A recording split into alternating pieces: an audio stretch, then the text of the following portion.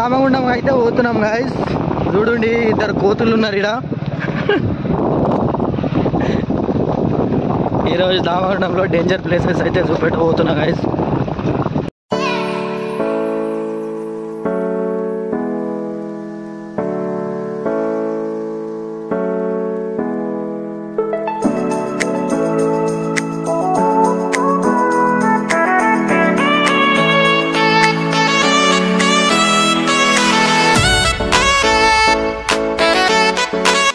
दामगुंडम उतना वीडियो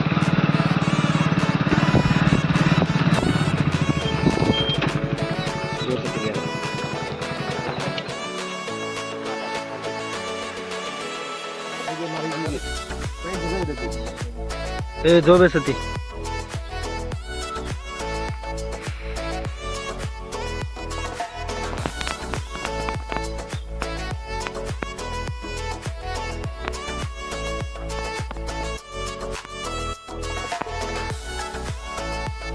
మావాడైతే లోపలికి పోతుంది. మేము ఇందాకనే పోయి వచ్చాం, అందుకే వచ్చాము ఇప్పుడు.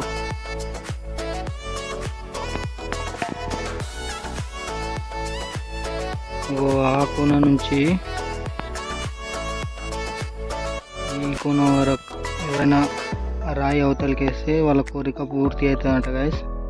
నిజమో అవ్వదమో తెలియదు కానీ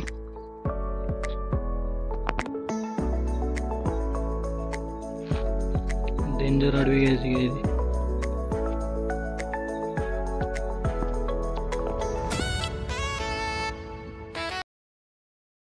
దీనికి మంచిగా గమగమ వాసన వస్తుంది.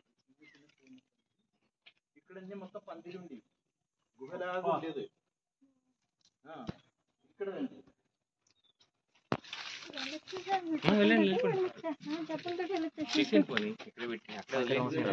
వచ్చిన తర్వాత సిమెంట్ చేసింది. ముందు సిమెంట్ లేదు, మొత్తం పొక్కరే పొక్కరే ఉంది. గుహ కింద పడుతుంది. ఇక్కడ వచ్చేస్తుంది. వచ్చిన వాళ్ళతో మాట్లాడుతుంది. అక్కడ మనకు సంవత్సరం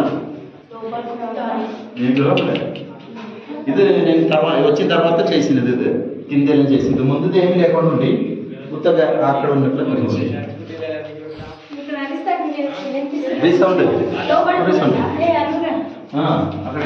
జై గోమాత, వెరీ గుడ్. జై జై గోమాత అంటున్నావా?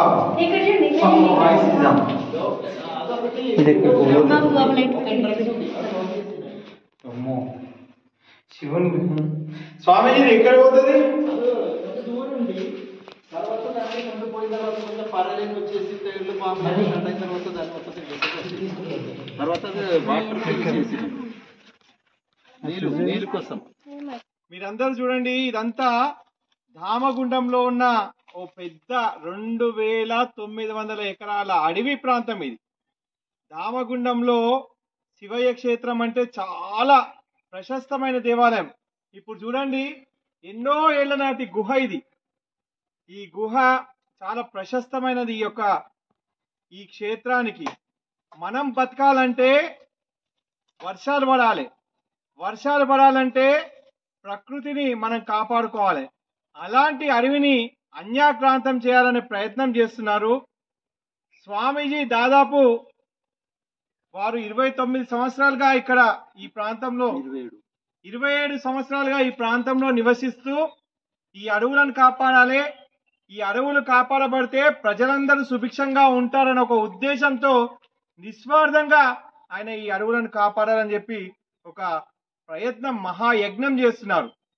ఈ మధ్య కాలంలోనే 2007 సంవత్సరంలో కేంద్ర ప్రభుత్వం, రాష్ట్ర ప్రభుత్వం కలిసి ఈ 2900 ఎకరాల అడవిని నావీ వారికి ఇవ్వడం జరిగింది. ఒక పెద్ద రాడార్ ఏర్పాటు చేసే విధంగా నావీ వారికి 2900 ఎకరాలు ఇవ్వడం జరిగింది.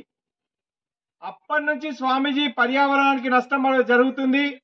జీవ జంతు రాశులతో పాటు మానవాళికి కూడా చాలా ఇబ్బందికర పరిణామము. మంచినీరు కలుషితమవుతాయి.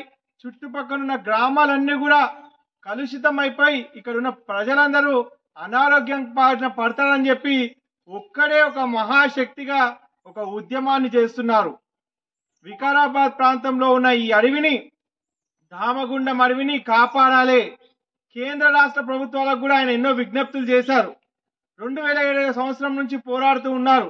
కానీ ఈ మధ్యకాలంలో నావీ వారు దాదాపు మేము ఇక్కడ ఈ అడవి ప్రాంతము మా ఆధీనంలోకి తెచ్చుకునే ముందు 11,33,000 చెట్లను పెట్టిన తర్వాతనే ఈ అడవిని సంరక్షిస్తామని చెప్పారు. కానీ ఇప్పటి వరకు అది లిఖితపూర్వకంగా పత్రాలలో మాత్రమే ఉంది, కానీ ఎక్కడా కూడా చెట్లు పెట్టిన దాఖలాలు లేవు. అది పోగా ఇక్కడ ఉన్న అడవి ప్రాంతాన్ని మొత్తం వాళ్ళ ఆధీనంలో తీసుకోవాలని చెప్పి మొత్తం అడవినంతా కాల్చుకుంటూ వస్తున్నారు. ఇక్కడ ఉన్న జింకలు, జీవరాశులు, దుప్పులు ఇలాంటివన్నీ కూడా భయభ్రాంతులకు గురై చనిపోతూ ఉన్నాయి. కాబట్టి పర్యావరణాన్ని కాపాడాలి. 160 జాతులకు పైగా ఉన్న పక్షు సంపద మొత్తం, అదేవిధంగా ఇక్కడ ఉన్న గోవులు, వన్యప్రాణులు ఇలాంటివన్నీ కూడా భయభ్రాంతులకు గురై ఈ అడవిని కాల్ చేసే పరిస్థితి ఏర్పడుతున్నది. అడవులు లేకపోతే మన మనుగడ కష్టం. ప్రకృతి సమతుల్యత నశించిన రోజు. ఇప్పటికే ఎన్నో రకాలుగా క్యాలమిటీస్ వస్తున్నాయి, విపత్తులు, ఆకస్మిక విపత్తులు వస్తున్నాయి. వీటన్నిటిని మనం దూరం చేయాలంటే పర్యావరణాన్ని, ఈ అడవిని కాపాడాలి. అలాగే ఇప్పుడు ఈ చెట్లని కొట్టుకుపోయిన తర్వాత ఇప్పుడు స్నానం చేయడానికి కొన్ని వందల సంవత్సరాలు, వేల సంవత్సరం చారిత్రక కలిగిన దేవాలయమైన గుండం కూడా ఎండిపోతుంది. ఎప్పుడైతే ఈ చెట్లను నరుకుతూ వస్తున్నారో ఇక్కడ ఒక చారిత్రక దామగుండం రామలింగేశ్వర స్వామి దేవాలయం చారిత్రకంగా ఉన్న ఈ నదిలో 365 రోజులు కూడా నీళ్లుండేది. ఇక్కడ ఈ చెట్లు అడవి మొత్తం నరికేస్తూ ఉంటే అక్కడ నీళ్లు కూడా మెల్లమెల్లగా అన్యాక్రాంతం అయిపోతూ ఉన్నాయి. ఒక్కసారి ఆలోచిద్దాం. స్వామీజీ చేస్తున్న మహాయజ్ఞానికి దామగుండం, వికారాబాద్, తాండూర్ పరిసర ప్రాంతంలో ఉన్న ప్రతి ఒక్క హిందూ బంధువులు, గోభక్తులు, భారతదేశంలో ఉన్న ప్రతి పౌరుడు కుల మతాలకు అతీతంగా అడవులు కాపాడబడితే మనకున్న ఈ భవిష్యత్తు పిల్లల బతుకులు కాపాడుతామని చెప్పి ఒక సంకల్పం తీసుకొని స్వామీజీకి మనందరము సహకరించాల్సిన బాధ్యత మనందరికీ ఉంది. అడవి తల్లిని కాపాడాల్సిన బాధ్యత ప్రతి ఒక్క భారతీయుని పైన ఉన్నది. భారత్ మాతాకి జై, భారత్ మాతాకి జై. చూడడానికి ఉన్న గ్రహం ఇది ఉండే రూమ్, ఇది ఉండే రూమ్, ఇది ఉండే రూమ్, అది హౌస్. ఇక్కడికి నీళ్ళు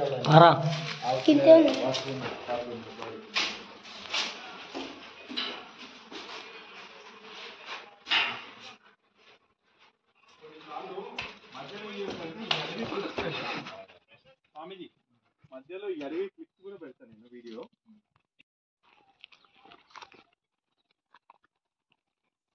సో చూడండి గైస్, మస్తు ఘోరంగా ఉంది ఈడైతే అడవి.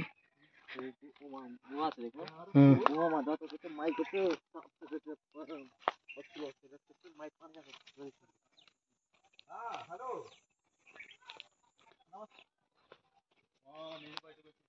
ఎక్కడున్నారు మీరు?